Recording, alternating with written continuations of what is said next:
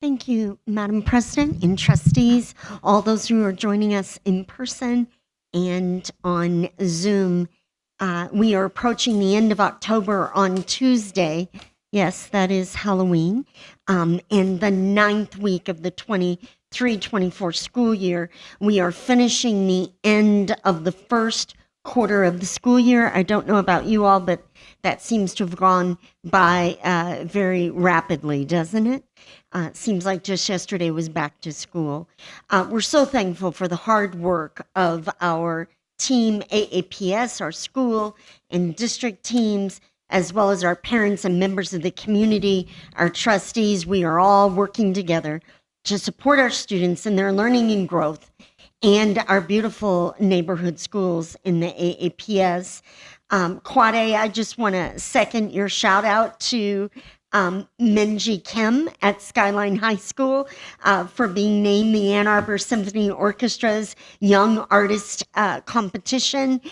We've got some great photos around of her. I can share them with you all, or actually, yeah, there we go. Andrew's going to get them up.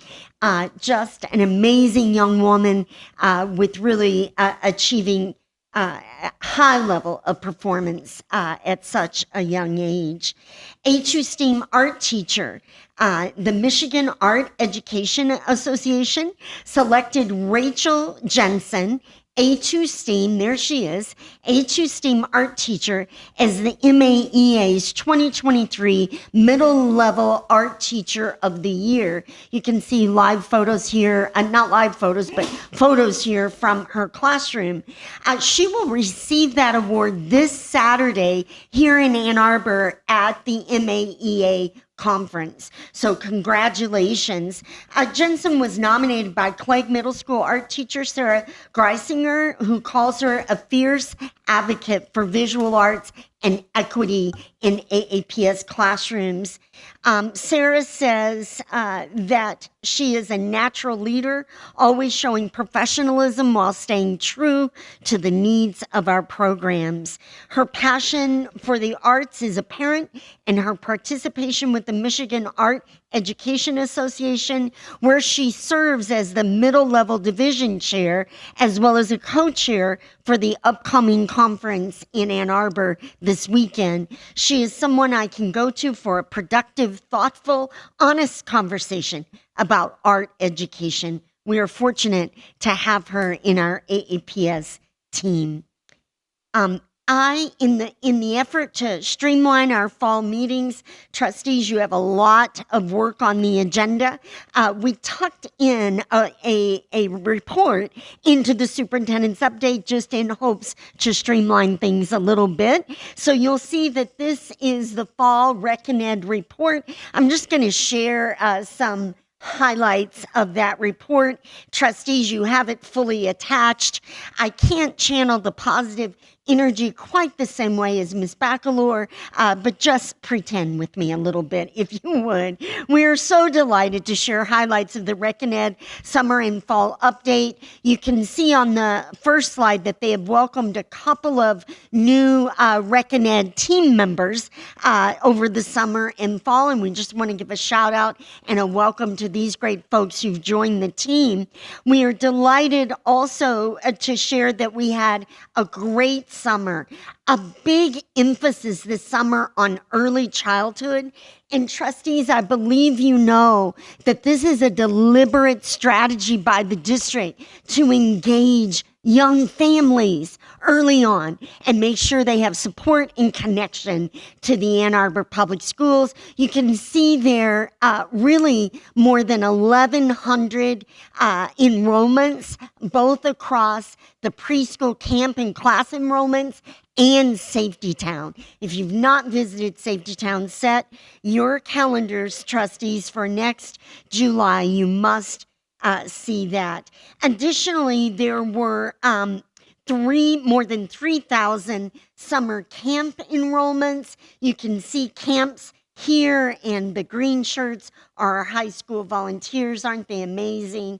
And then over 3,000 summer camp and class enrollments. Everything under the sun went on in those classes. Oh, I want to give a big shout out to the high school volunteers.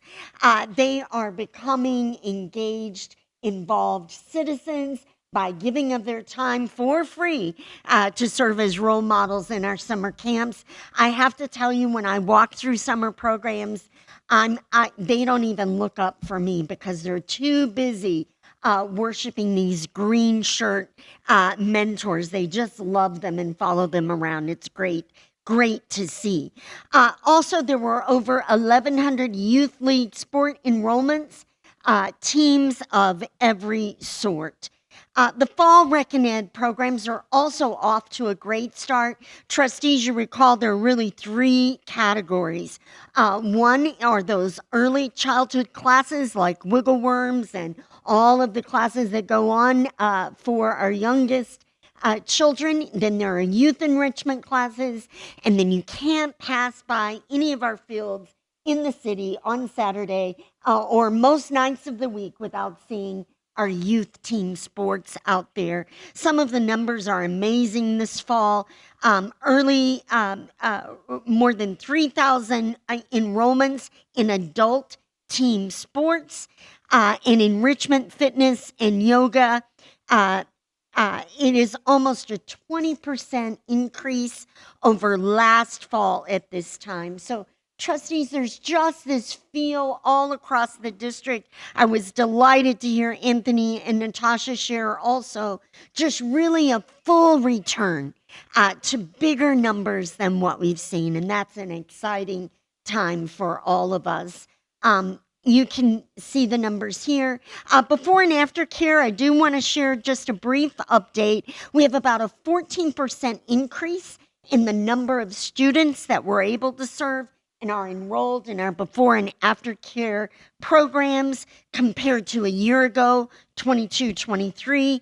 We have one additional Rec and Ed Care site program that is reopened so far this year. It is a combined program between Allen and Pittsfield. We run literally a 4-minute shuttle between the schools to get the kids there to their after-school program.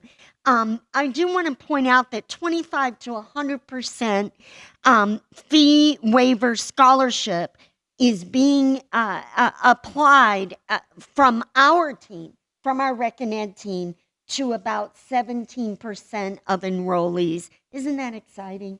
And we do that right built in. Just a reminder, our Rec and Ed division takes no general fund money. It is fully and completely independent.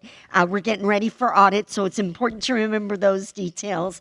Also, the Child Care Network. And trustees, you remember we engaged with the Child Care Network just a few years ago to work more closely, and they have awarded scholarships of $270,000 for before and after school care so far this year.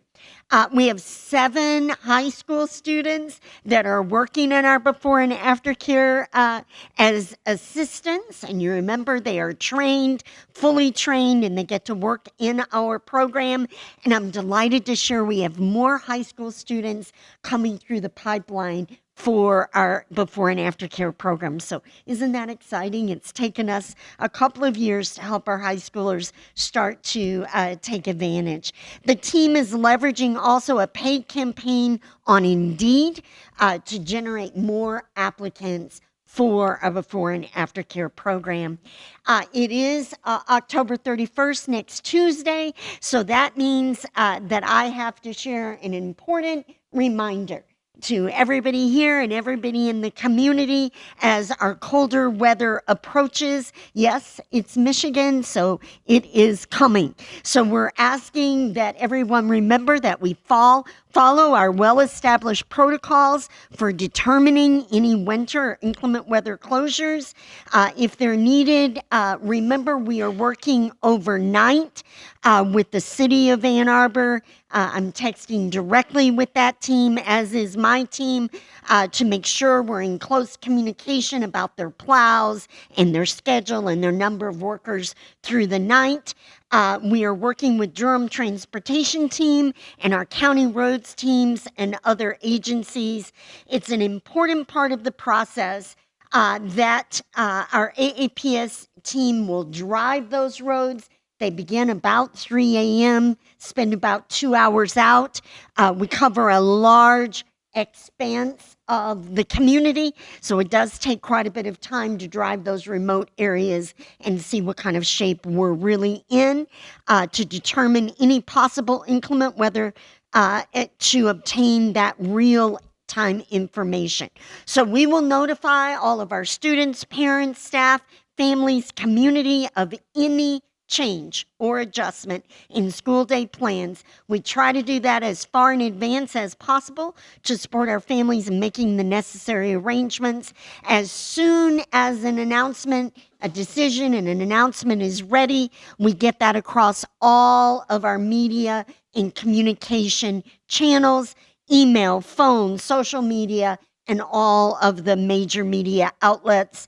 And just a reminder that if your family has moved or you changed cell phone provider or any adjustments since last fall, make sure that your information is updated with your school secretary, that person at the front desk, because we always find out on that first inclement weather day, sometimes that folks weren't updated. So take care of that. It's always good to do that.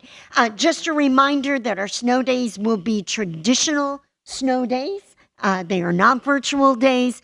If we get into a situation where we may need some additional credit because we've run out of days, of course, we'll communicate that ahead of time. And remember that a cancellation includes the day and all the other activities. So the teams, your sports teams, and all clubs and organizations, watch for that announcement in the morning. Also a reminder that the 6 inclement weather days are built in to our calendar. Thanks to our calendar committee, they're already in there, so we don't have to start adding days the minute we have our first winter weather day. If at some point during the year that changes, of course, we're going to update everyone. And a big shout out to Miss Minnick, who serves on that 3:45 a.m. team, and thank you for your assistance, Mr. Comza. Big shout out for all the years you served on that team, and thankfully don't have to at this time, unless we ask you for extra duty. Okay, Human Resources will be out at Fall EMU Career Day coming up. We are every week, every month out to add talent to our team and to complete the staffing, which we know in these days is never complete. We are year-round looking for quality staff to add to our team. Now, technology is just finishing up here, October, Cyber Awareness Month, although that's kind of funny because they are on cyber awareness year-round, every day of the year. But to finish the month off strong, they recently checked on all of us, and they were checking to see that our passwords, our student passwords against a nationally compiled password breach database. And I'm delighted to report that only 20 staff members and 5 students were needed to change their passwords now due to a potential compromise. So, Mr. Hogue, that seems like a really small number, which means that we are impressive end users of our technology, not reusing passwords so much in other areas across our lives. So moving forward, they are following the National Institute of Standards and Technology Technology Digital Identity Guidelines, the Special Publication Digital Identity Guidelines, and then other password protocols. So when you get that email that's so irritating because it never comes at the right moment asking you to change your password, I hope we'll all have another thought about that it is an important part of our cyber security as an organization. Our Freeman Environmental Center is going strong this fall. Trustees who've not been out there, I won't get to be a part of it likely, but I hope that we'll do a field trip and get all of those of you who've not been out to the Freeman Center out there.